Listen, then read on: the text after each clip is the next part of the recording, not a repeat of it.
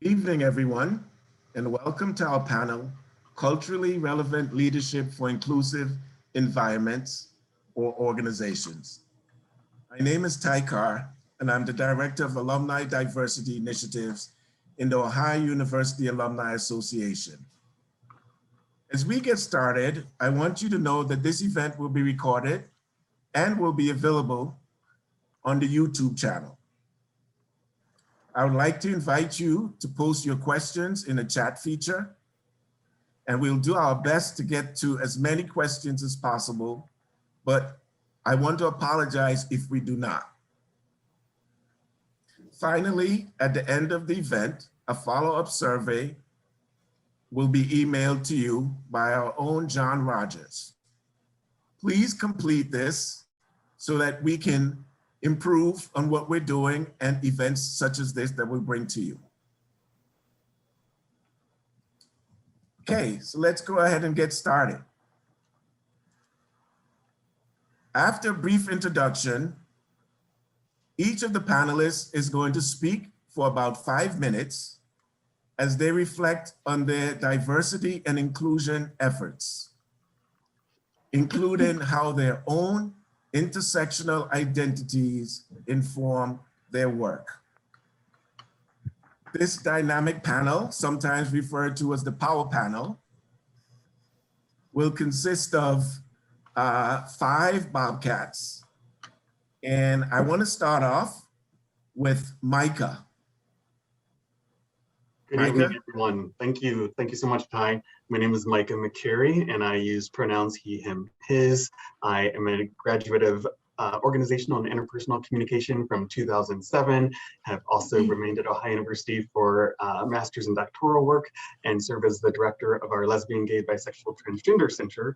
So I've been at Ohio University since my undergraduate years, and am very pleased to be part of the panel today. My background, I've got our Bi Plus flag in acknowledgement that it is Bisexual, Bi Plus Health Awareness Month, and I am looking forward to this experience with everyone. I think I'll hand it off to Michael. Sounds good. Thanks, Micah. Hi, everyone. My name is Michael Burns, and today I'm dialing in from Tucson, Arizona. I do not live here. I'm just out here on my spring break doing some grading by the mountains, but I live in San Marcos, Texas, just outside of Austin, and I am a faculty member and the director of career readiness at Texas State University in the Communication Studies department there. And also kind of my side hustle, I also am a logistics and production consultant for NBC's Today Show, specifically on their Olympic team. So I've traveled to the last 5 Olympic Games with them to help run that program. I also will, I oversee their internship program while I'm there too. I am originally from Steubenville, Ohio, and I graduated with a bachelor's in communication studies in 2005. So it's great to be here with fellow Bobcats. I'll hand it over to Katrina now. Thank you, Michael, and hello, everyone. It's a pleasure to be here. My name is Katrina Bell Jordan. I refer to myself with she and her pronouns. I currently serve as Dean of the College of Arts and Sciences at Northeastern Illinois University in Chicago, where I am also a professor in the Department of Communication, Media, and Theater. I am originally from the Cleveland area suburbs, and I am proud to be a 3-time Ohio University alum, including a 1993 Bachelor of Science in Journalism degree from the Scripps School of Journalism, and both an MA and PhD from the formerly named School of Interpersonal Communication. And I'm very excited about joining this panel this evening, and I will join it. I will pass it over to Jeff, that is. All right. Hello, everyone. My name is Jeff Tyus, and I'm a professor at Youngstown State University. I am also from, Katrina and I share many things. One of them is I'm from the Cleveland area as well. Even though I work at Youngstown State, I actually live over in Cleveland suburbs right now, in Twinsburg. I'm also a 3-time graduate of OU, getting my bachelor's in video production and TCOM getting a master's in media management in TCOM, and then moving over to the real world side and getting a PhD in interpersonal communication, where I got a chance to interact with the person that I'm going to pass it on over to, my personal GOAT of all time, the greatest of all time, all right, Dr. J.W. Smith. No pressure, Jeff. Oh my.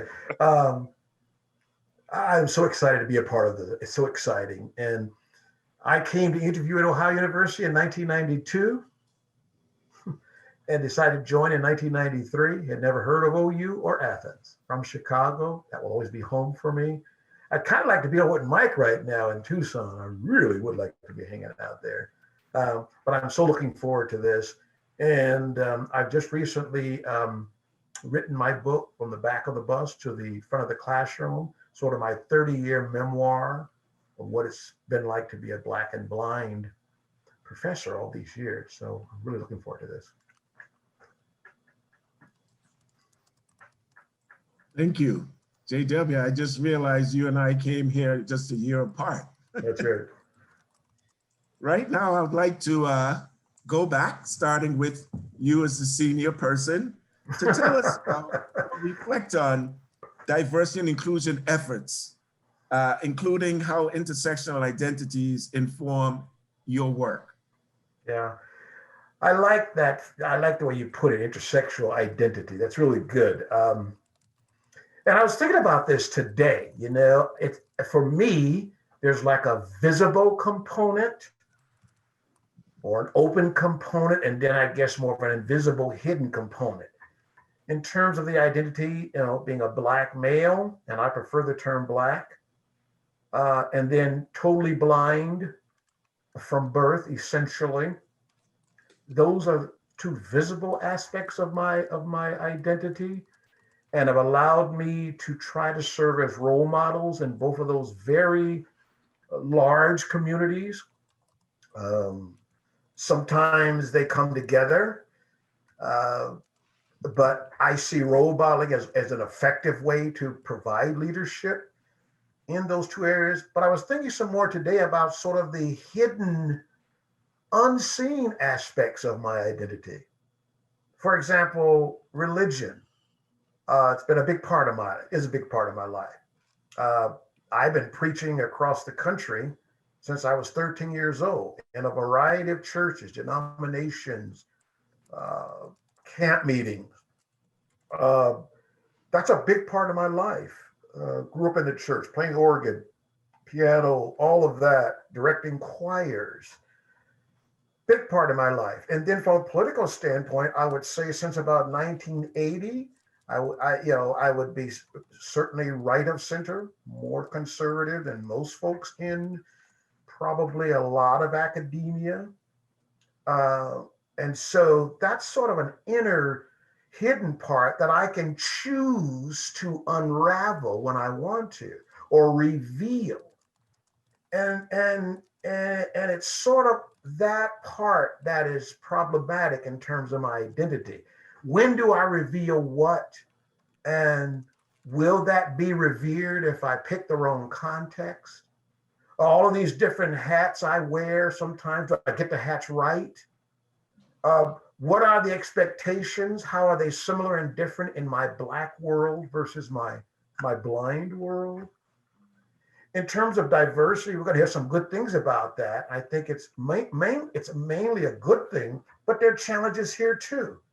I mean, you know, difference means just that, difference. How much difference do we want? How much difference can we tolerate? I have observed contexts where people say, oh, I want difference, I want diversity, but that's not really what they meant. So when they get difference, when they get diversity, when they get different viewpoints, they're not always as welcome as you would think. And then in terms of issues of diversity, the pie is just so big. How do you split it up? Especially again, amongst the other sort of underrepresented groups, you know. There are times when my Black side battles with my blind side in terms of pieces of that pie and ushering sort of communication barriers as well. Finally, in terms of issues of inclusion, great thing, but challenges too. And again, I won't steal the thunder of my colleagues, but for me, like when it comes to inclusion, I have issues like valuing everybody at the table.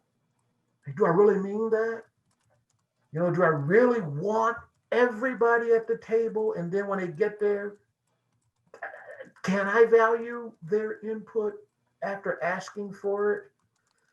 Sometimes I see inclusion as sort of a fudging of the issues in search of what I call community group think, sometimes disguised as unity and consensus. Um, let's just all come together as long as we think the same. And there's a lot of blurring of those lines. So just to wrap up my few minutes here, I just want to say that, you know, leadership, I've had some great experiences, but I've had to fight those challenges along the way. Professor Tyus, what do you think? All right. Well, once again, thanks again, everyone, for having me. When I think about leadership and inclusive organizations and things of that nature, a lot of times I have to go back to my own journey. You know, once again, growing up in the inner city of Cleveland, so my neighborhood was all Black. Then I went to Cleveland Public Schools, which were majority Black. And I also grew up in the church as well, all Black, all right? And I could have been one of those who chose an HBCU, historically Black college or university, which would have just continued the all Black experience, living experience, you know. But I chose OU primarily because of the communication program. It was top notch, you know. But while I'm at OU experiencing this top-notch communication program, I'm also having to confront new experiences, interacting with people who are different from me, who I hadn't had a lot of experience interacting with. And so instead of being something that I shy away from, I embraced it. All right. There were many times at OU where I was the only Black person in the classroom or the only Black person in the dorms or what have you. And I didn't let that prevent me from having those interactions and developing those friendships and things of that nature. You know, Ty will know that I grew up in residence life, you know, and so I was an RA for several years. And then for my master's and PhD, I was a resident director or assistant resident director. And so that program taught me a lot as well, because, you know, when you are leading students in the residence halls, you're experiencing a variety of issues, from GLBT issues to mental health issues to what have you. And so it taught me the importance of valuing all the experiences that people bring to me as a leader, and appreciating that and not shying away from it. Then obviously I left OU, and you know, the leadership issues continued. I'm a professor, I'm standing up, I have students in my classroom, so I actually have to lead in that way. I was also president of our Ohio Communication Association in the state of Ohio. And so the things that I learned during my time at OU, as far as appreciating diversity, I brought those with me. All right, so as president, I wanted a diverse group of people around me to throw ideas off of and things of that nature. Or as a professor, I'm leading student groups. I'm the advisor for our Lambda Pi Eta chapter at Youngstown State. And so I want that to be a diverse group.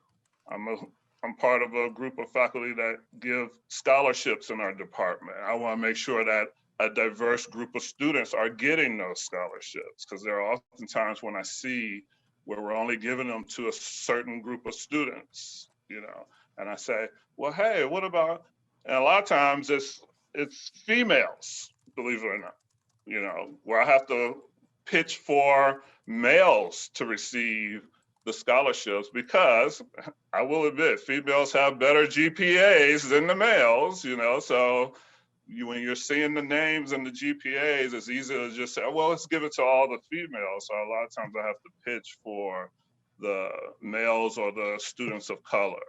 All right. And so those are things that followed me as I left OU. And the biggest concern that I have with a lot of college students in general is they follow that same format that I did. A lot of times they're living in predominantly white or predominantly Black neighborhoods, and they go through the whole experience. But when they're ready to leave college and go into the working world, are they ready to deal with a diverse workplace? And a lot of times it's very scary, because I don't think that they are. That's why I call it scary. All right, so a lot of college students, they're not ready for that experience, because during their time, they've chosen to stay amongst a group of friends that are like them. And I'm just going to give a couple of examples before I pass it on to Katrina of why this can be dangerous, just looking at a few things that's going on today. For example, if you pay attention to the news, you may have seen the comments made by Ron Johnson, the senator from Wisconsin, who says, oh, the January 6th folks, they didn't scare me. These are good people. All right. However, if it was Black Lives Matter or Antifa folks, they scare me, And so clearly he's in a leadership position. He's creating laws that will impact Americans. All right. And yet he has these type of viewpoints that are deemed racist. All right.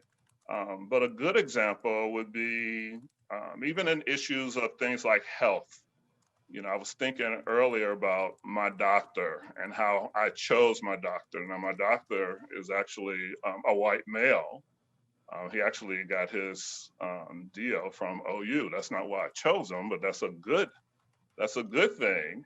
All right. But one of the things I love about my doctor is when I first met him, and I asked him questions, because, I don't just choose anybody. Like, I need to know that what my issues are, what my issues are going to be down the road. African Americans have unique health issues. All right. And so that's important that you have that knowledge. And so when I was asking questions, he was knocking those answers out the park, and he does it to this day. As I get a certain age, he'll say, well, Jeff, you're 45, you're African American. We don't need to wait till age 50 for that colonoscopy. We could actually do it now, because African Americans tend to get colon cancer earlier. So why not just do it right now? That's an actual conversation he had with me at age 45, And so, and a lot of doctors aren't doing that kind of thinking, all right? But that's a doctor that says, hey, I'm going to learn about that.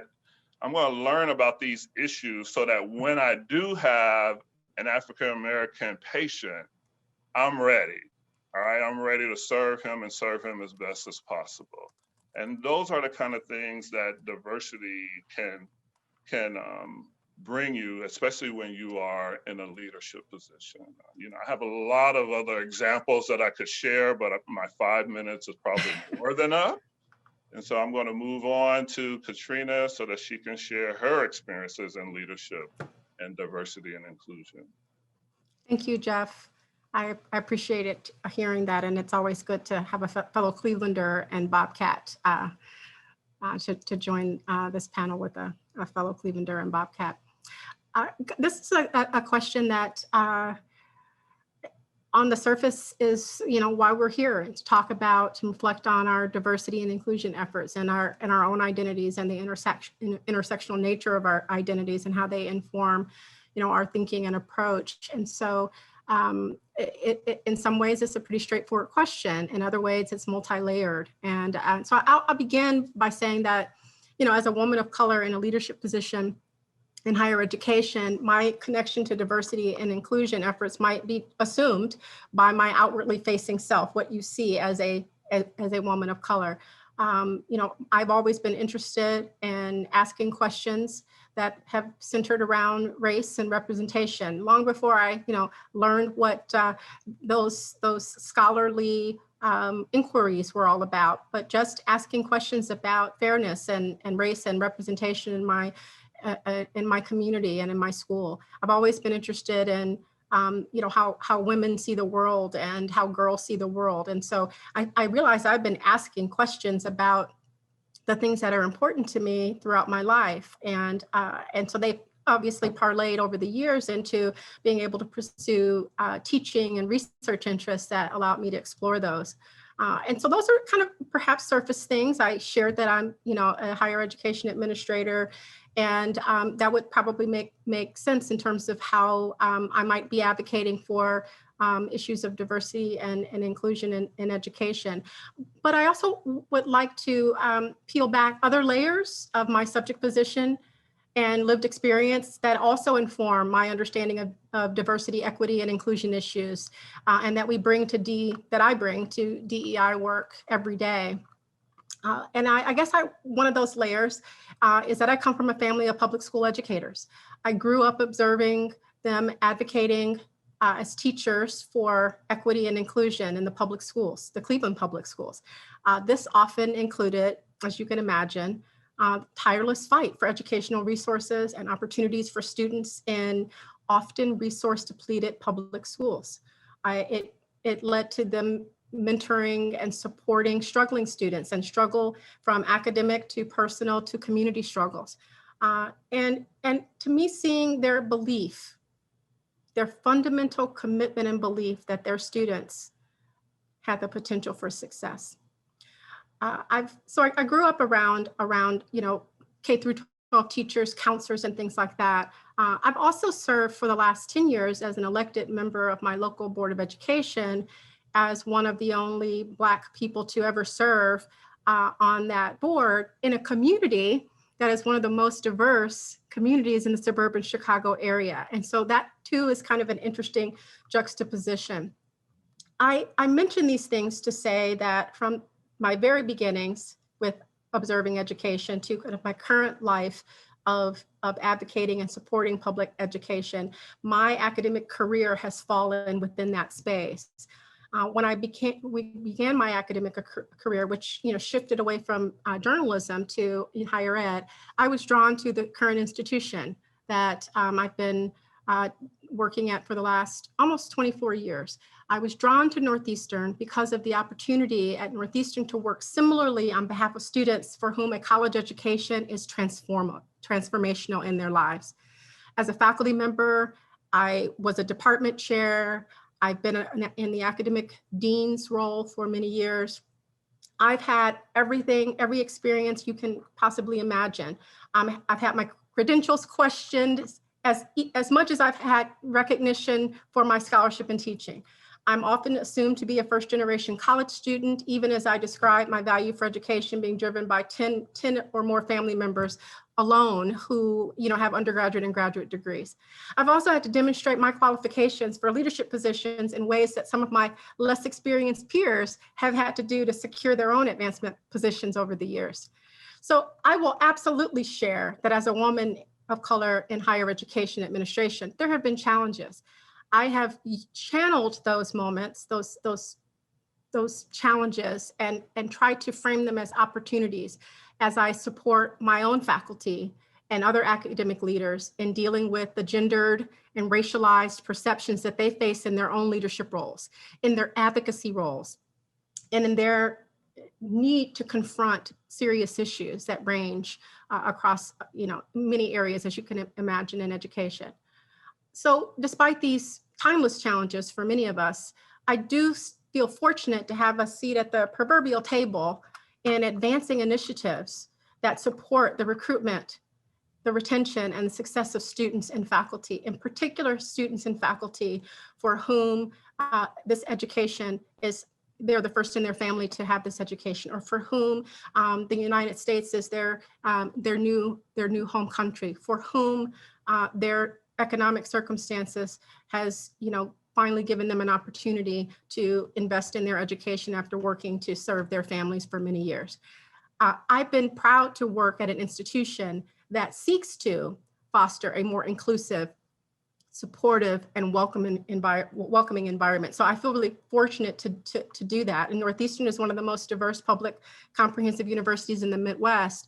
And we believe that our students, because they go to school in such a rich, diverse environment, are really prepared to work in the global marketplace because of the educational experience they've had. Yet we still have challenges, and I can talk a little bit about that later. But I feel privileged that my professional journey has brought me to a place where I have a community of teachers, scholars, and administrators that I work alongside every day in advocating for equity and inclusion across a variety of social and cultural contexts.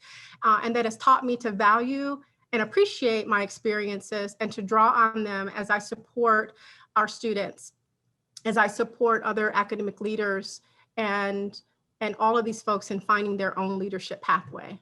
And so I'm sure my 5 minutes is up. And so I'm going to send it back to Michael. Thank you, Katrina.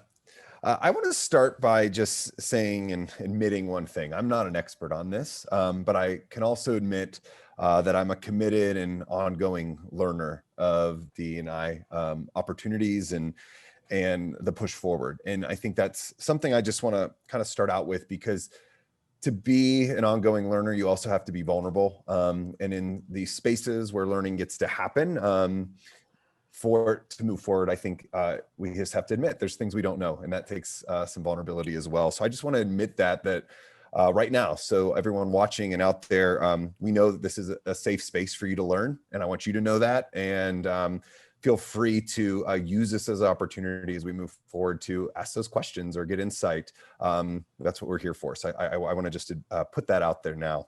But to understand my efforts in terms of inclusive leadership, in terms of what I do, I think it's important to kind of get a sense of where this started for me. And to be honest, it started when I came to OU after I graduated from high school in 2001. I showed up, and really that was the first time in my life that I was challenged in a way to really discover my identity. I thought I knew that, leaving, Steubenville, Ohio, a small, rural, poor town, steel mill, blue collar background, very blue collar background. We just kind of were the same in a lot of ways. So I thought, but I showed up at OU, and really what was interesting is I recognized really quickly differences.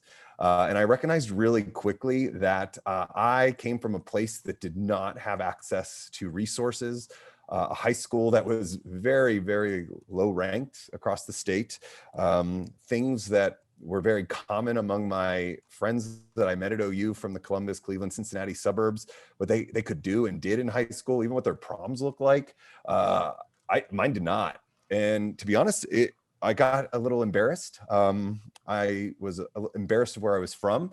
I didn't bring it up a lot. I kind of maybe exaggerated a little bit in terms of what I did have access to that I didn't, to try to fit in. It kind of started this imposter syndrome feeling. Should I be there? Even though I had two parents who went to college, went to OU actually, there was still these questions of is this something that I should be doing? Or should I just be working in a steel mill or doing something else like my friends were doing and my peers were doing, and where my father even worked.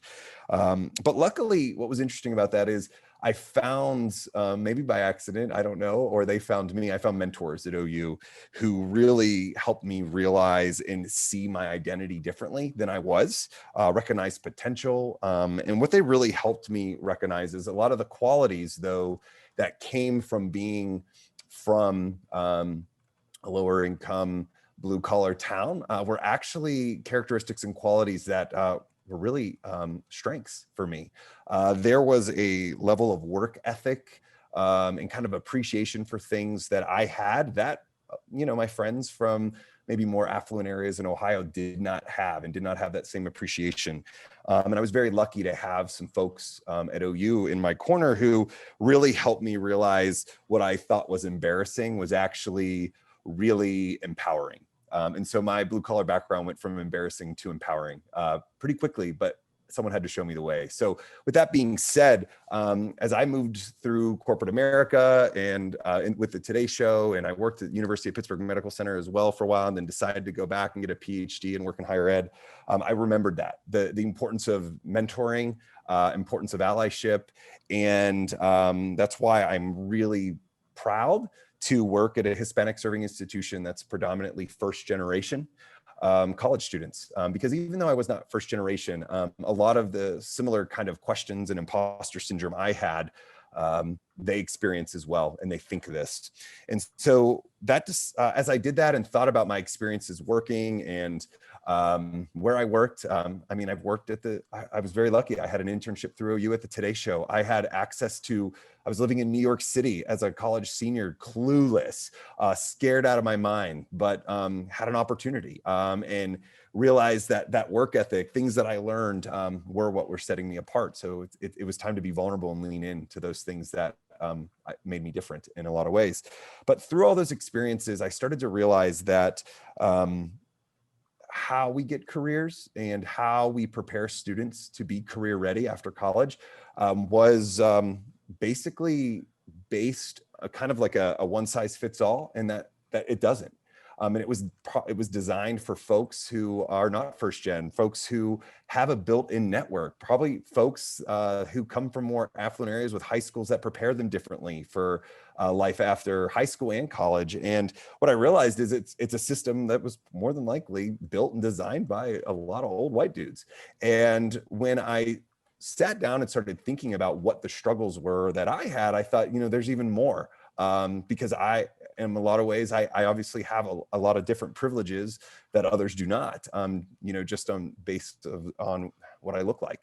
And so that's when I decided we needed to kind of what I call blow up the current career readiness system and start over.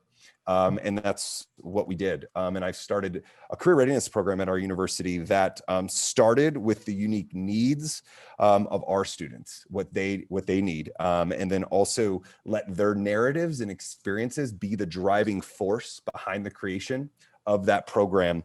And there's a lot that we do, but one of the biggest things that I found out in that process was folks like myself and folks like my students that I serve, we don't have the built-in network. It was the network we were missing. And so we decided, well, we don't need their network. We're going to build our own network.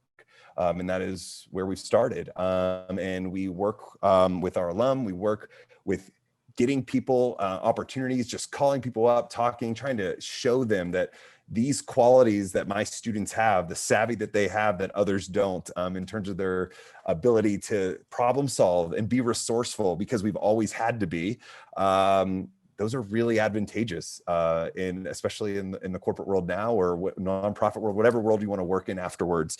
And so that has become a goal of ours, is to, same thing that happened to me, luckily, from the folks that I worked with at OU, to realize those things, that parts of our identity that maybe at first feel a little embarrassing or insecure are really empowering. So that's what I hope I'm here today to give some insight on. So Micah, I'm going to throw it to you. Thanks.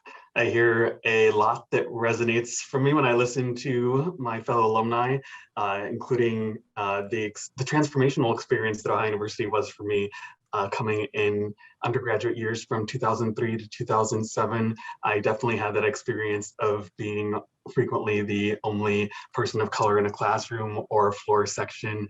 And that was absolutely critical in helping to shape my sense of identity at a predominantly white institution, and learn to navigate what were challenges, absolutely, but also seize some opportunities. I found myself rising to the challenge of Speaking on behalf of African-American people or gay people at first, and then recognizing that that pressure felt unfair and problematic and was an opportunity for advocating for, if we don't have the people in this classroom to inform those perspectives, how can we supplement that with readings, with extracurricular, co-curricular experiences, with guest speakers and presentations. But I really think it's important to reflect on how transformative the Ohio University experience was for me, not just academically, but also co-curricularly in terms of student organization involvement. I would describe our campus in those 2003 to 2007 years as feeling pretty segregated from my perspective, whereas if I went to a variety show sponsored by one of the student groups affiliated with the Multicultural Center, I was likely to see other Black and Brown students there. But not white students. If I were to go to a program or variety show hosted by the LGBT Center, I'd see a lot of people who identified as LGBT, but very few were also people of color, which was part of my intersectional experience coming to Ohio University. And within the first couple of weeks being informed by LGBT Center staff that, to their knowledge, I was the only out person of color undergrad at the university, and that was going to create some challenges for me, just realistically. And as we round out this round of responses to the prompt, I'm sharing a photo that reflects what that sort of felt like and looked like for me. You're seeing a photo of me in one of my organizational communication classes, surrounded by folks who didn't look like me, but who likely were parts of really interesting diversity-related conversations that I think even allowed us to bring in other LGBT students to inform perspectives. But it can be an isolating piece. It can be the beginnings of feelings of minority stress, and that can really stick with us. I was lucky to have a really supportive environment that helped me understand the difference between being part of the diversity that Ohio University was trying to cultivate and then truly starting to feel included. So this second photo that I have here is actually one from my freshman year that I like to share, especially to give credit to some outstanding administrators who really made a difference in showing what it was like to really lead with inclusion in mind. And that first person is Dr. Ann Fiddler, former dean of the Honors Tutorial College, who taught our inaugural honors seminar for first-year students and established scholars housing, and was doing all these things with an intentional emphasis on diversity and recognizing, again, being the only African-American in our admitted class of 60 students that year, that we had a lot of work to do. And this is a group of Honors Tutorial College Diversity Council members advised by the dean and the assistant dean, Jan Hodson here, who continue to be amazing supporters of diversity at Ohio University, particularly within the LGBTQ community. And we're offering opportunities for staff and students to get Safe Zone certified, and for me to be empowered with regard to my experience and my knowledge to be able to lend my leadership skills to helping not only our academic college think about diversity and inclusion, but then to have this organization that was then empowered to go in the network with other organizations. So my approach to intersectional allyship and promoting that has really been collaborative in nature, and trying to look at ways for us to share our stories in really meaningful ways that allow us to cultivate that empathy that is so important to me now as someone who works as a director of our Lesbian, Gay, Bisexual, Transgender Center in a time where so much has changed in terms of even just the practice of including our pronouns in introductions to raise awareness about gender expansive diversities, terms like gender expansive that weren't used as frequently back then, to think even about my mention that this is Bi Plus Health Awareness Month. When I was an undergrad, it was about even addressing bi-erasure, acknowledging that a bisexuality exists, not just being straight and gay. And now we're getting to a point where we're not just talking about visibility, that's not adequate. Representation is still important, but how are we actually educating folks on the disparities that really lead to the need for this equity and social justice efforts? So I am honored to be this panel and to think about how Ohio University has prepared us to do the work that we're doing in so many different and important ways. Back to you, Ty. Thank you. And we haven't even gotten started with the questions. This was just people just telling their stories. So it was a lot to unpack. Some of the things that you all talked about, I could identify with, definitely. attending a PWI myself, and I like the way this is going. Outward facing self. Well, it was, like I said, it was a lot to unpack. But one of the things that we're doing that's a little bit different is we're going to start like how some panelists may end. At least that's the way I'm interpreting it. So the first question, which I'm going to ask Jeff to begin, how can stories shared tonight motivate action? Also, Jeff, think about what are some key takeaways? Okay. Well, I think one of the things listening to the stories is the importance of listening.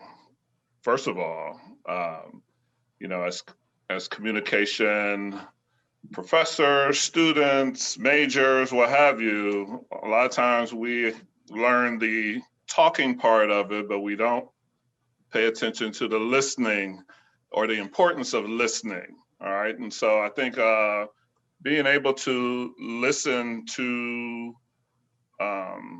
others and try to accommodate others as best as possible. I think that's one of the things to motivate action.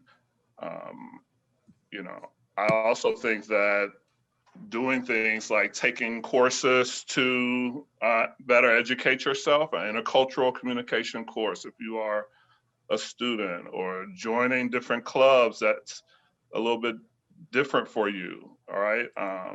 Learning to hear things or experience things that might make you uncomfortable. You know, you're hearing from myself, you're hearing from Micah and others that we had to experience some uncomfortableness in order for us to learn and grow in the positions that we're in right now, you know, and some people can go through life without even experiencing that, all right? I mean, they grow up in a certain area and they have certain experiences, and they have people who can get them to another level or what have you. And so they don't get to feel that uncomfortable feeling. So therefore they lack the empathy to show towards others and their experiences and things of that nature. And then I think the last thing I'd say is the importance of being proactive instead of reactive. You know, when it comes to leadership and inclusivity, I think it's really important that once again, all these things, listening, educating yourself, things of that nature, so that when something does occur, you are ready. You know, you're ready to deal with it, as opposed to being defensive or whatever, or reactive. You're proactive about it. You know, I can give a couple of examples of when I had a Muslim student who approached me in class one time. I was teaching a class from 2 to 3:15, and this student usually does their prayers at 3 o'clock, you know, and, you know, she said, hey, I just want to let you know that, you know, part of my religion, we do prayers at 3 o'clock. So I may go into a corner to do that, you know. So if I'm not educated, I wasn't educated on all of that, but I was empathetic towards it, all right, because that's an important part of her lived experience. And so I wanted to be accommodating. And so I didn't have a problem with that at all. All right. And I do the same thing when it comes to students who experience a variety of things, you know, from mental disorders or learning disabilities. Our university has rooms for women to breastfeed, for example. All right. Because we have students who are mothers, or we have employees that are mothers that want to have that experience. And so we set aside those accommodations. And, you know, as a male, if a student came up to me and said, do you mind if I go somewhere to breastfeed or whatever? I mean, I would like to be as accommodating as possible, instead of putting on my male hat and saying, no, we don't do that here, you know? So I like to be as so listening, educating, and being a little bit more proactive as opposed to reactive. I just think these are ways to motivate action. Good. Thank you, Jeff. I think I'd like to hear Michael's response to that question.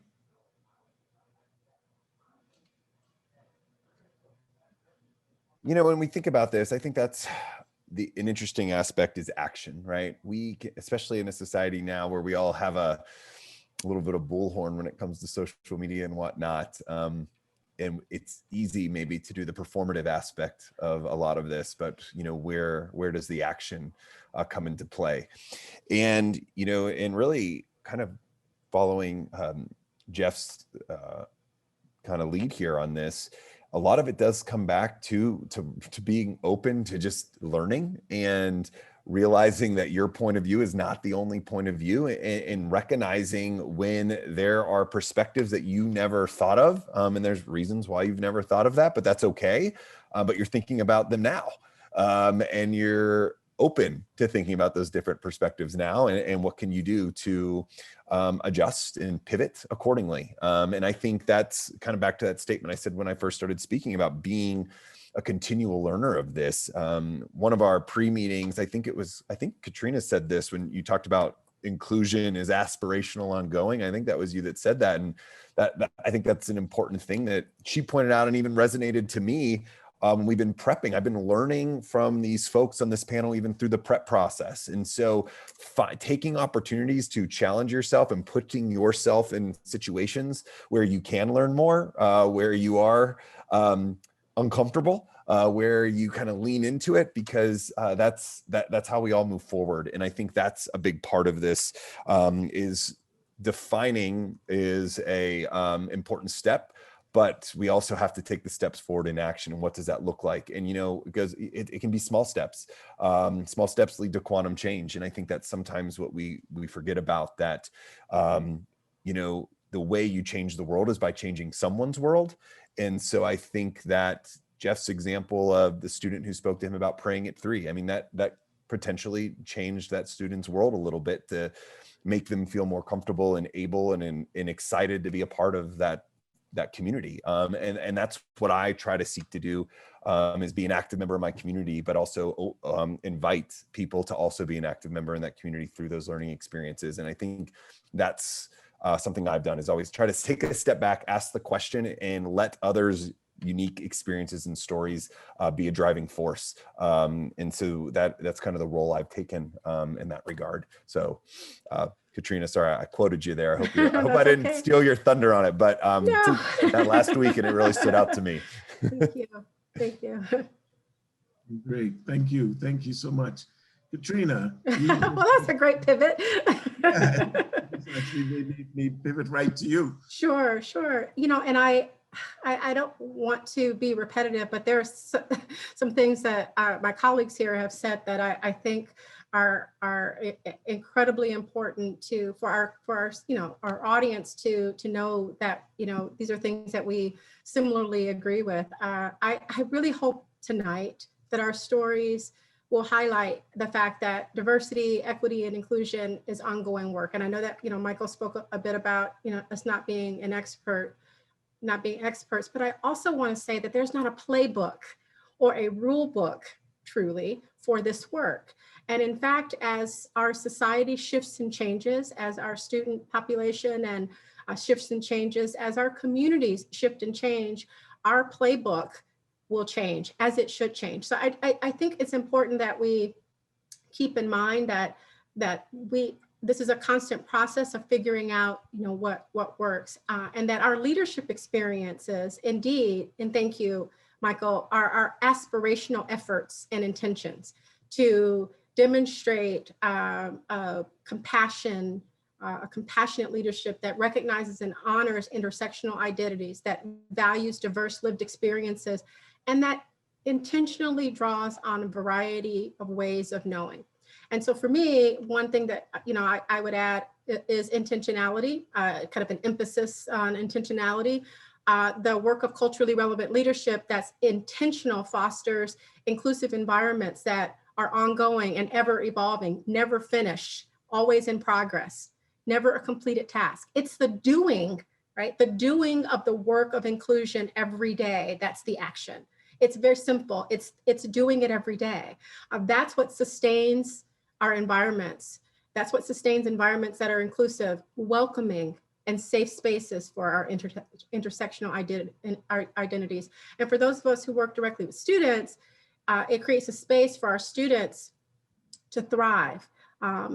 Recognizing that our students have intersectional identities that we sometimes know because they're outward facing, and other times that we don't, like their parents, that they might, advocate or organize in their community, that they, work 3 or 4 jobs. Again, in an urban environment, these are real intersectional identities. They might be a small business owner. These are all things that we have to intentionally seek understanding of. Like Michael, my institution is an HSI. We are also a minority serving institution. And I only reiterate that to follow up on the fact that because we serve a number of first generation college students, many of whom come from Chicago public schools and community colleges, we have to recognize very intentionally, the diverse learning experiences our students have when they come to us, without judgment, without value. Our job, once they come to us, is to teach them, to reach them, and to transform them. So another action in kind of cultivating this environment is to make diversity, equity, and inclusion issues central to our curriculum, to the policies that we develop in our organizations, and making it central to people's sense of belonging. Belonging isn't something that you mandate. Belonging is something that you help people feel and create. And that's not something that is easy to do. I think the last thing that I'll say is empathetic understanding is a real concrete action. And of course, you've heard about learning, but empathetic understanding to me is the best way to serve a community that's multifaceted and multidimensional, from race and ethnicity to age and experience, language and ability, nationality and citizenship status. All of these dimensions are represented by the communities that we serve, whether you work in the corporate America or you work in higher education.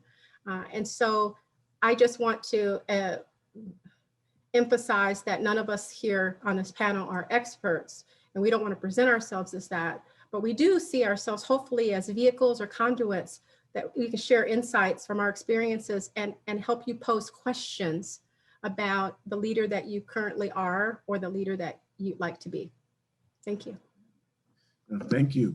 Well, I know you're saying that you all, and you're not the only one, but I think Michael also said he's not an expert, but you guys are experts to me because I'm learning so much just by listening to what's going on. And so we've got 2 more experts to comment on the question. First, I want Micah, and then finally JW.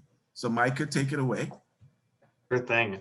Thinking about words to action, very timely. I feel like that's a reoccurring theme when people talk about diversity and inclusion these days, and especially perhaps even since the summer's height of the Black Lives Matter movement, where folks have said, it's been fine and good to think about theoretical learning processes and start with awareness and start with sensitivity.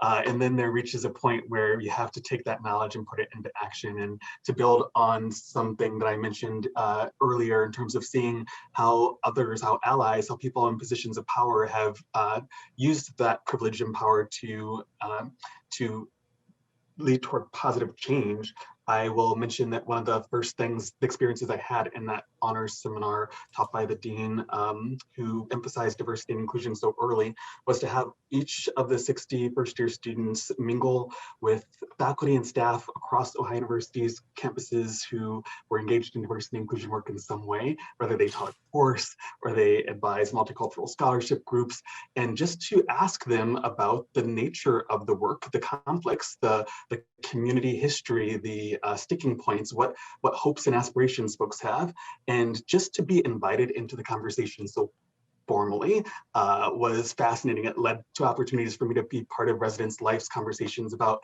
re-articulating what was then value of tolerance that was on our residence hall posters. We value living and learning and tolerance. And now we understand, of course, back then we're starting to understand tolerance isn't adequate. It sounds like something you put up with, like you tolerate a vegetable that you don't really want to eat or something like that. And now we're talking, we've moved over the years from tolerance to acceptance to diversity to equity to inclusion and social justice. And it's dynamic and it's powerful, and it's neat to see how that journey has, even when I look at the history of the Honors Tutorial College and now see that deans later, the current dean, Donald Skinner, has committed to making sure that the Honors Tutorial College is as diverse as possible with regard to inclusive practices, and even making sure that we established a new LGBT center student position specifically charged with promoting LGBTQ and intersectional allyship in the college. So just thinking about what we can do structurally to even think about the different voices that need to be part of this conversation. I can do things as an alumnus and as an LGBT center director, but a lot of what I found is magical and important is to pass that enthusiasm and empowerment onto students who can make that peer-to-peer connection and really establish some strong ties there. And then lastly, just as thinking about action, I recognize that we think about intersectionality and we just think about sort of like a hierarchy of, well, kind of like an oppression Olympics, and like that trans women of color are in particular they're subject to so many different forms of oppression, be it transphobia and racism and sexism, that it literally leads to higher rates of homicide and suicide and all kinds of disproportionate impacts on that community. And it's one thing to know it. It's another to like really raise awareness about it, and to see even that student who's now a liaison between the Honors College and the LGBT Center help organize a phenomenal Trans Day of Remembrance event as visible as it's ever been at Ohio University, right in Baker Center, where if you walk through the different gender identity flags are suspended from the airspace, and it truly couldn't been more with an easel holding the photo and bio of each of the nearly 30 people whose lives have been, trans people of color whose lives have been lost that year, and letting people hear those names and really think about what that means for them in terms of where they put their time and where they put their learning. It's really a key time to think about taking knowledge, as important as it is, and putting it into action. Okay, thank you. And we'll go to the GOAT himself. Brother Ty, I'm not ducking the question, but I learned a long time ago in panel life not to pile on. I can add nothing to my colleagues' comments. Well said. Well said indeed. Thank you so much. Hey, Ty, Well, there's some questions in the chat. I didn't know if you wanted to jump to any of those. yes, there is one. There's one that I just saw, and I think it's a fitting question. But John, I'm JW. I'm still going to stay with you with this one. And the question is, how do you understand allyship? And it's a two-part question. And the second part of that is, what advice for demonstrating allyship for those entering the workforce as young professionals? What advice do you have for them? Yeah. Micah's comment struck me about collaborative efforts. And I haven't been as good with that as I could have been over the years. And I'm learning about the whole ally world. I think it is so crucial. You need people who can sometimes run interference for you, sometimes serve as positive outlets for you, sometimes serve as safe sounding boards for you. And so I think that this gets lost sometime in the discussion. And I love the question. We've got to do so much more with it, because it takes us out of our sort of myopic world. It's all about me. And I think one of the best ways for us to put a lot of action behind a lot of what we're saying here today is to serve as an ally. And I would say to young people going into the workplace, start that now, because it can open some doors for you that you never thought possible, and it can break down barriers. So I look forward to hear what my colleagues say, but this is an area that I am becoming more and more comfortable with and learning more about as I go. Thank you. So now, as you said, and I think that was very fitting, you don't want people to pile it on, but I know that some of the other panelists would like to comment on that particular question about allyship and giving advice to the young people who are entering into the workforce. Who would like to take that question? I'll go on. Thank you, Jeff. All right. When I think of allyship, I think of trying to promote a culture of respect for differences. I think that's a key component of allyship. And I think I say that because, there are a lot of differences out there, and some people oftentimes have a hard time getting behind some of those differences for a variety of reasons, religions, beliefs, and things of that nature. But that doesn't mean that you need to ignore the person or be hateful towards the person. It just means that you can appreciate them and be respectful of the difference that they provide. And so when I think of that term, allyship, promoting a culture of respect for differences, because as I just mentioned, you may not agree or understand every cause or issue or person out there, but you should be respectful towards them and show empathy towards, maybe those struggles that those individuals have, in different aspects of their lives. And the advice I would give was similar to what Dr. Smith just mentioned, start by being an ally now. By doing things that can be helpful towards others right now, and putting your support behind that right now. That's one of the biggest things that you don't have to wait to leave college to be an ally or show your allyship, those are things that you can do right now. And Jeff, would you agree? You can't fake it, right? I'm going to be an ally today. It's going to make me look good. It's got to be genuine. Right. A lot of people who are allies, you see it in the way they live, the way they speak, the things that they do. I do a lot of charity work for the homeless, and I speak on it a lot. So a lot of people know that it's not just lip service with me. It's something that's actually part of who I am and the way I feel, because I'm always speaking about it, to the point where they say, "You're always talking about the homeless." Well, okay, yeah. Would you like to join me in talking about the homeless and start helping out and being an ally? And so I think that is an important component to it. It's not only going out and doing it, but having that be part of your identity or makeup or what have you. So, Ty, could I jump in and add something else that's it's less on the side of what we should be doing to be allies, and I like to talk about perhaps what we shouldn't be doing. I think not assuming and speaking for others is so important. Not only is it an issue of respect, to Jeff's point, but I think if we recognize that we will never fully understand the lived experiences and subject positioning of others, that's a humbling place to me to begin allyship. And I think that it's also a place that levels all of our humanity and helps us to understand that.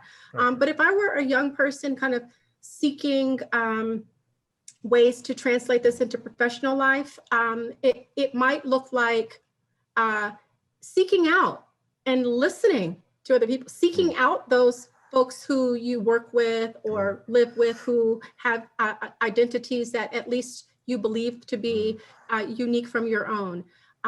Being a safe space for people who can just talk to you about their fears and worries. You don't have to have the solution, but sometimes people just want to know that they have a space to articulate them. And sometimes they really don't even want a solution, because sometimes the solutions are institutional level or they're policy driven. And I guess the last thing I would say is engaging very intentionally with those who do not perform tolerance and who are not allies. And I mean this very seriously. I don't mean, going after every person that says something that's not tolerant, but standing up and engaging with those folks who you don't see to be allies, and acknowledging that this is not ally-driven behavior, and kind of speaking up in terms of other people's unwillingness to be allies. And that's that last one is a personal one for me, given the community that I serve. And I think if you're in an environment that is diverse, that is multifaceted, that honors that history and legacy, we have a responsibility to live that. So those are just some things about maybe what not to do. Thank you. That was an interesting spin on the question. Much appreciated. Anyone else want to comment? Because there's a question from the audience that I wanted to start off with Michael. Okay. Yeah, I'm okay to move on for time reasons. Yeah. This question is, what are some things I can do in my classroom to help students not shy away from differences? Yeah, so I think what's been interesting for me as a professor and someone who's been teaching at the college level for some years now, I guess, in some cases you have to just start the conversation. And I start the conversation in many ways. You can see some discomfort in the classroom. I mean, when we could go to classrooms, but you can kind of see it on Zoom, I guess, as well. But you have to start it. And sometimes that requires for me to disclose and be vulnerable myself, and recognize that, before I can be a teacher of diversity, I have to be a student of it. And so I'm there learning with them, and there's no problem admitting that and knowing that, yes, I'm going to be the teacher that facilitates and guides us through this conversation, but I'm learning too. And so what can I learn from you? Let's learn together. And I kind of always set up my classroom from the start in that way, really for any issue, not just diversity and inclusion. But and so as we move through the semester and we do that, it's important for us to have those conversations, but also it's important to recognize it's not like a one chapter thing, like, okay, here we did our chapter on it, we're done. It's something that's part of every chapter, every conversation, every perspective that we're taking in, or theory or concept or whatever class I'm teaching, it's threaded, it's a through line. Just like we see ethics as a through line, this is part of that. It's a constant that's part of our world and who we are in our environment. And so when you make it something that is part of the everyday talk, you become more comfortable talking about it and more open to talking about it. And I think that's really what I've strived to do. And it's interesting because, I start that with my freshman courses. I teach a large 400-person freshman course every semester, and it starts there, and hopes that as they move through our university system, other classes, they'll be the ones that have some skills and willingness to speak up in their other classes. So I think that's the other aspect of it, is I teach those skills, or I point out, like, oh, actually, let's unpack how you asked that question, right? And they might not have intended that it was coming from a negative standpoint, or but their intention wasn't to offend, but it still may have. So there's a safe opportunity to just point that out in a way so it doesn't happen again, rather than attack them on that. And I think that's been something that I've strived for with all my classes, and it's helped. And I teach in a state that has very kind of polarizing thoughts on these efforts.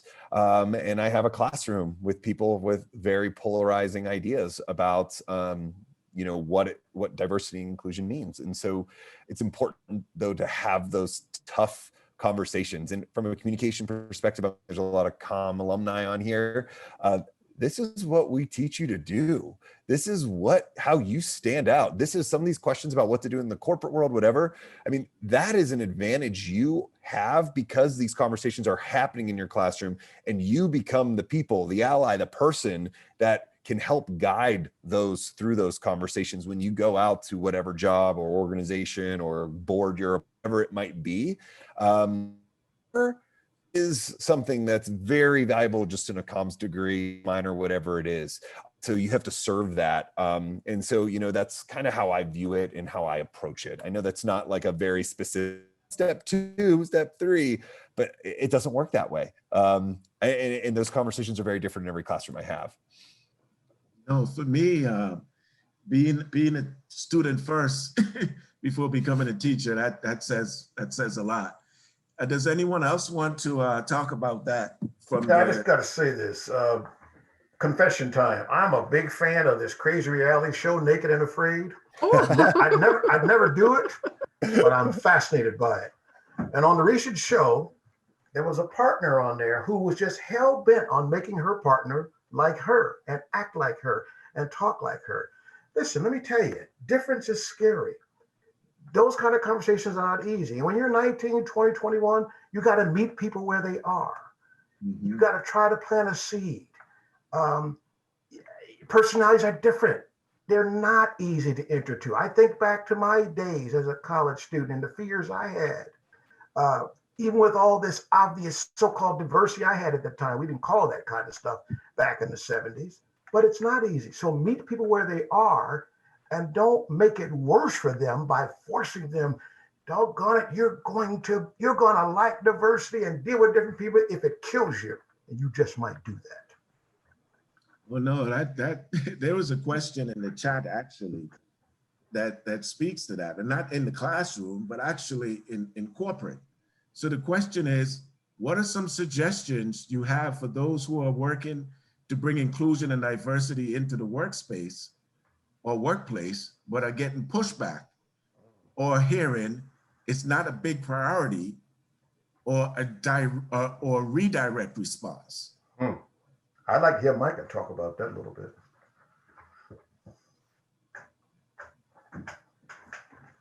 I think I heard Micah there. You did.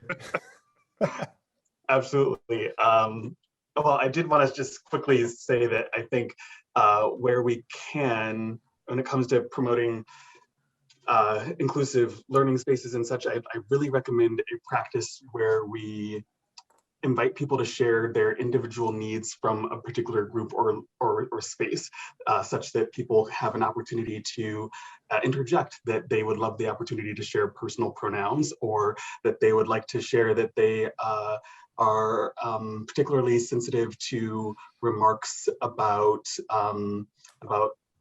sexual assault as a survivor or something like that. And by doing that, you're illuminating opportunities just to really practice some cultural sensitivity. And I do think that goes a long way just in establishing relationships and rapport that leave people open to receiving feedback.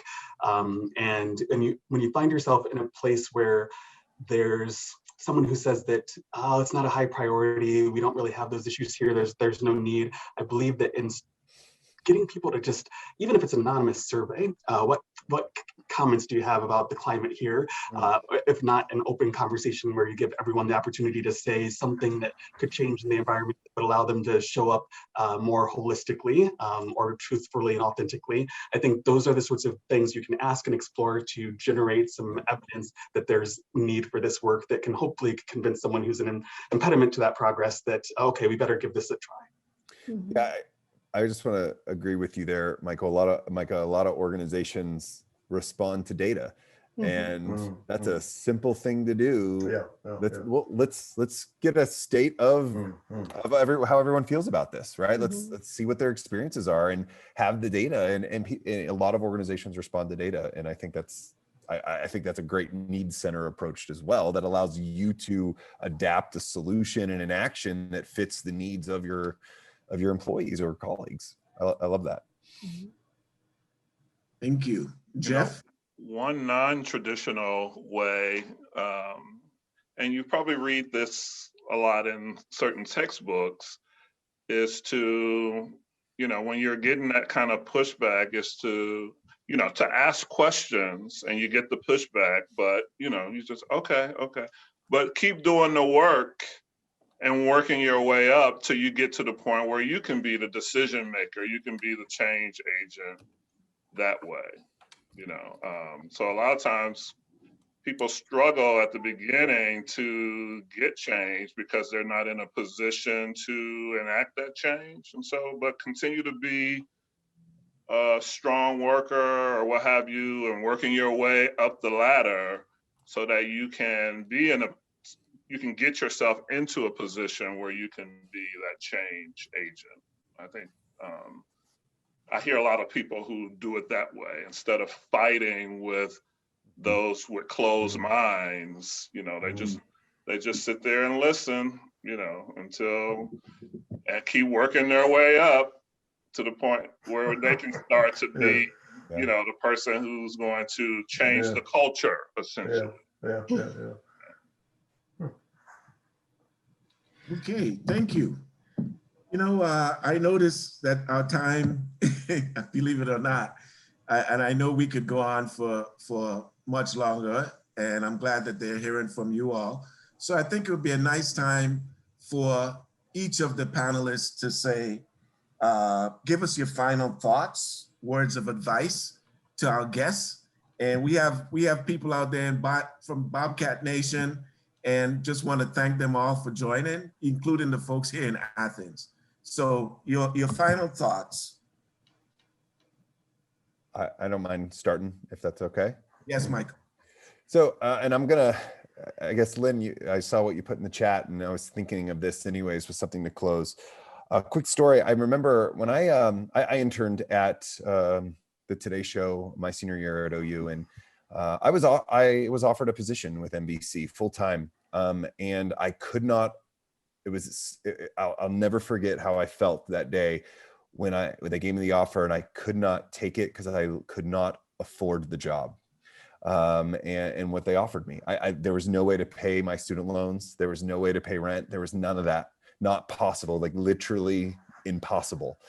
And I told the HR person this, and they said, no one's ever turned us down. And I said, well, let me explain why. And she responded with, well, just ask your parents for help. Like that was just what you do.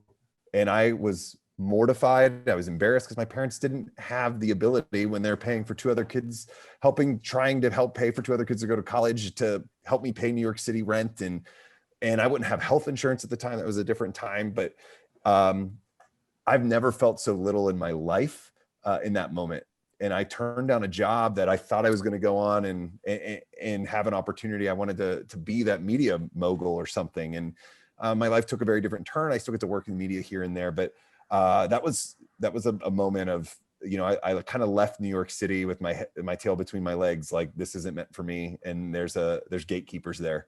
And there are people stopping people like me from being able to do that. And when you look at who runs the media, it's a lot of folks that it's very connected in terms of familial connections and generations of that.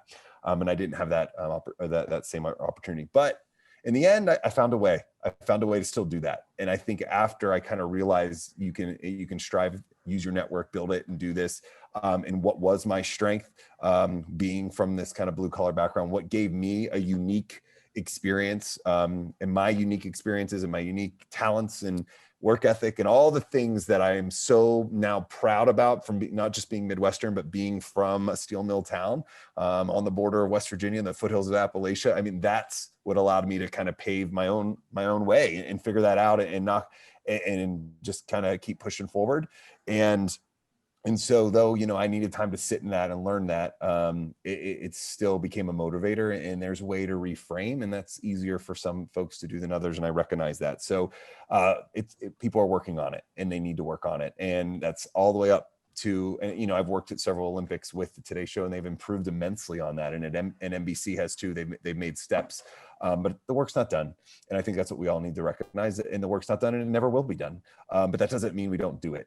And I think that's the important thing, because there are issues of diversity, equality, inclusion that we have not even thought of yet, that we will a year from now or 10 years from now.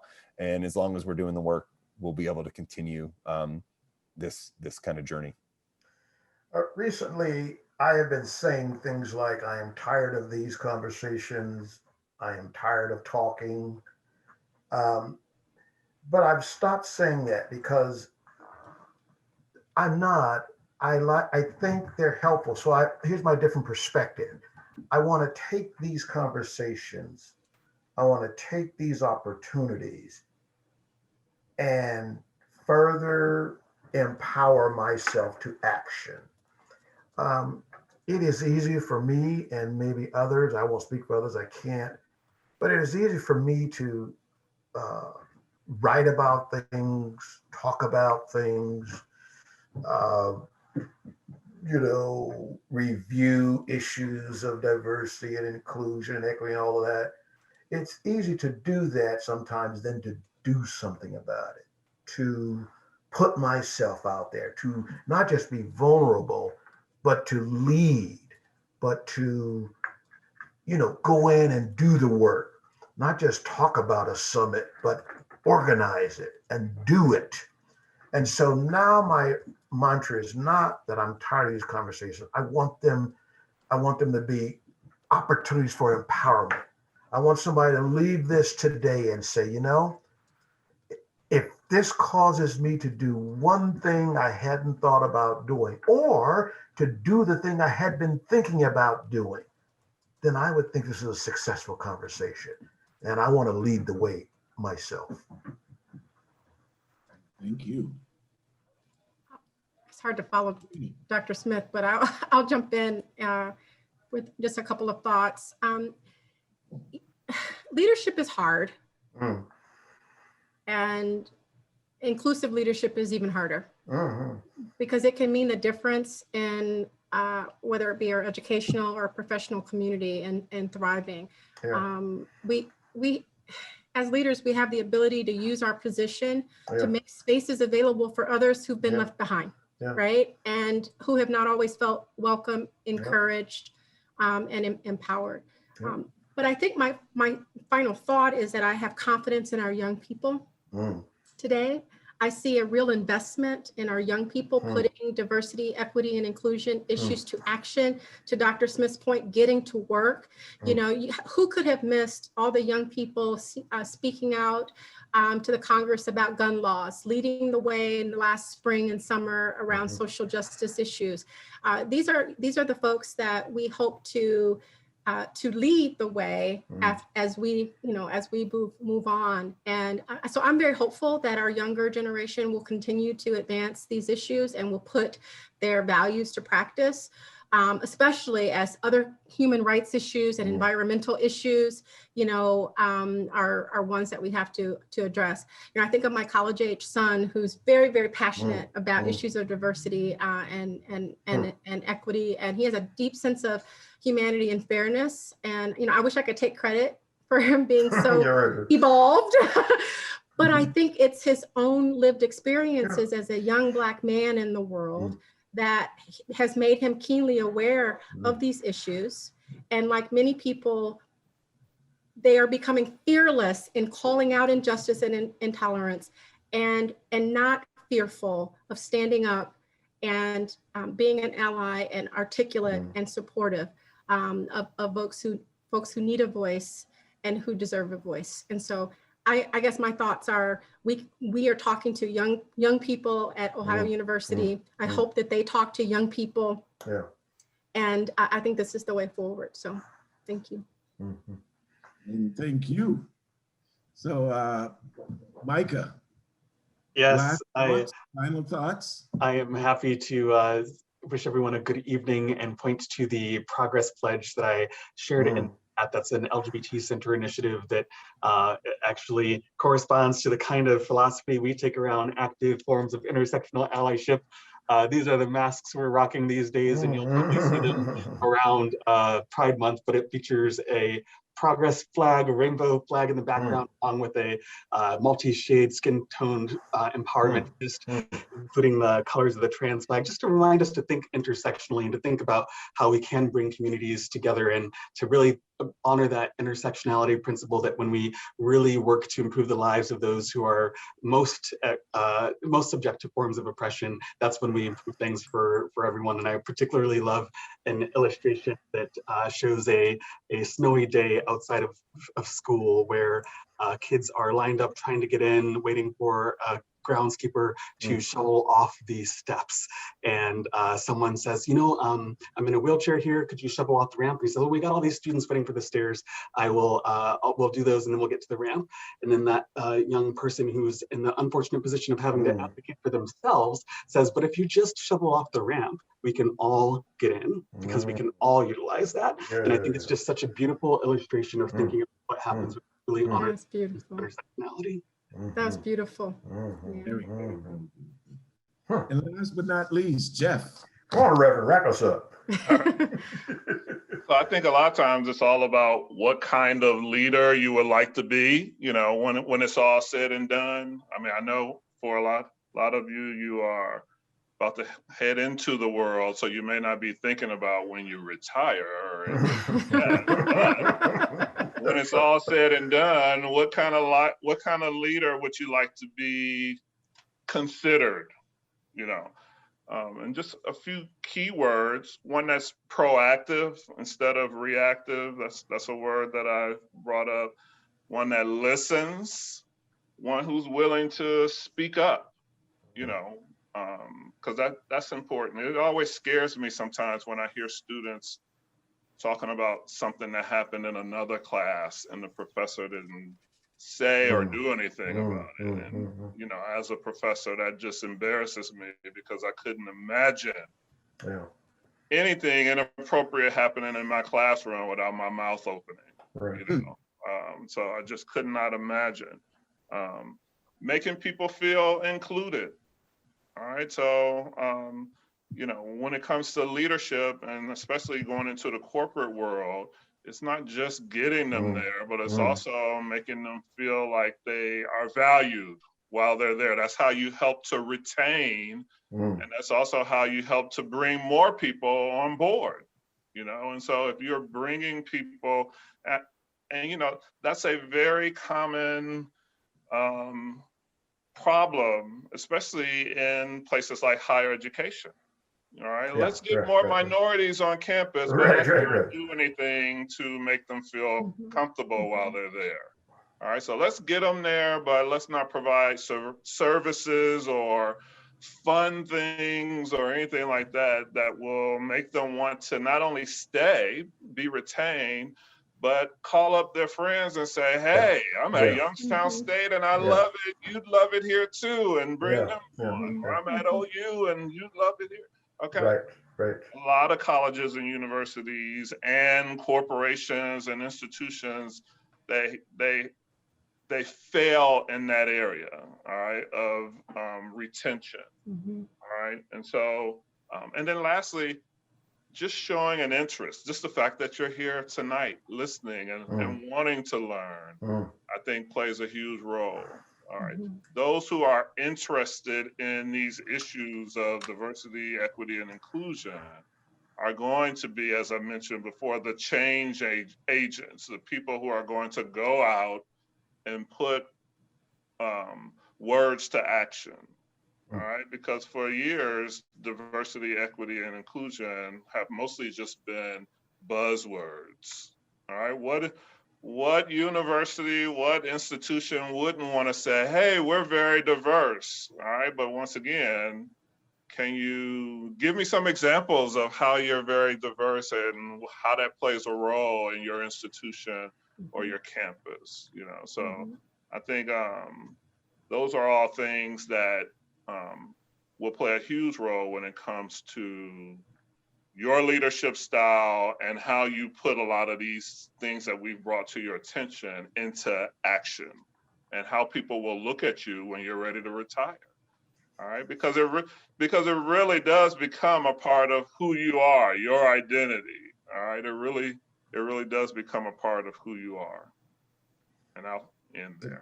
It's a part of your legacy, and Yes. you need to support. You need to support. You don't just say, you need to support the students, the faculty, the staff, the administration. So thank you all so much. We want to thank you too, Ty. Thank you Yes, for thank putting you, up with Ty. us and making it happen, brother. I appreciate you. I appreciate all of you all. I call these folks my team. I know they've been referred to as the powerhouse panel, but I call them my team. And I want to thank them, each and every one of them, for taking the time out. It's been great getting to know the new folks. And, you know, Jeff, as you indicated, you and I go way back. Katrina, oh gosh, I remember you. You said you have a college-age son. I was just like, oh man. So, And just one more thing, Ty, the vision of Dr. Harder and Karen, just thank you for even just thinking about this. That's what I'm talking about something, but then doing something.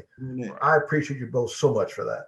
yes, I also wanted to say, thank our sponsors, the Comms Alumni Advisory Council. Yes, absolutely. In partnership with the OU Alumni Association. And then those folks behind the scenes that JW talked about, Doctors Lynn Harder, and also Dr. Karen Deardorff. Yes. And most definitely, I know she's been in a couple of the meetings with us, Karen Atwell. Yes, And yes. last but not least, I call him Mr. Zoom. Yeah, right, John. Yes, sir. Absolutely. That's John Rogers, our own John Rogers. One final thing is please plan to attend Ted Rose lecture, The Pitfalls of Woke, this Thursday, 3/18. A link of this is being placed in the Zoom chat right now. Good. Thank you, Ty. It's been a pleasure. Yes. Thank you, Yes. everybody. Thank Thanks, you. everybody. Absolutely. Lovely. Great. Go Bobcats. Definitely. There we go. That's right. I got my pin on. That's what I'm talking about. You even have green on. I didn't I even think of that. do. I do. That's right. You guys have a great evening and stay safe. All right, Yeah, you you too. too.